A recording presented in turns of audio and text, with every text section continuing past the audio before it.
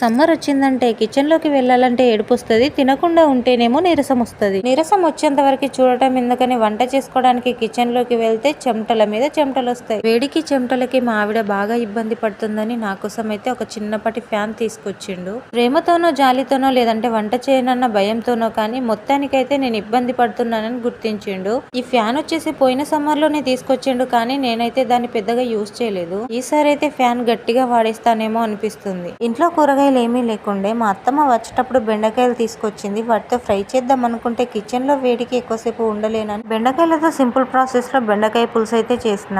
మమ్మీకి లాగా మా అత్తమ్మ కూడా నాకు ఏది కావాలంటే అది తెస్తుంది. ఏది తెచ్చినా కూడా వేస్ట్ చేయకుండానైతే తినేయాలి. తినలేదు పడేసినాము అంటే ఇంకా అంతే సంగతి. సంవత్సరం మొత్తం చదువుతూనే ఉంటది. నిజమే కదండి, వాళ్ళ కష్టము అనుభవాన్ని బట్టి అయితే మనకు కొన్ని చెప్తారు. అవైతే మనకి ఇప్పుడు చెవికెక్కవు. అదంతా సరే, కానీ వీడియోకి లైక్ ఇవ్వడం మర్చిపోతారేమో. మర్చిపోకముందే లైక్ ఇచ్చేసి ఛానల్ని సబ్స్క్రైబ్ చేసుకోండి.